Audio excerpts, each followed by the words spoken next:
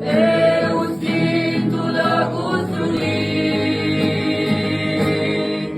Sono una generazione da un pare sottomessa, scordante se stessa, in perpetuo paragone. Sono una generazione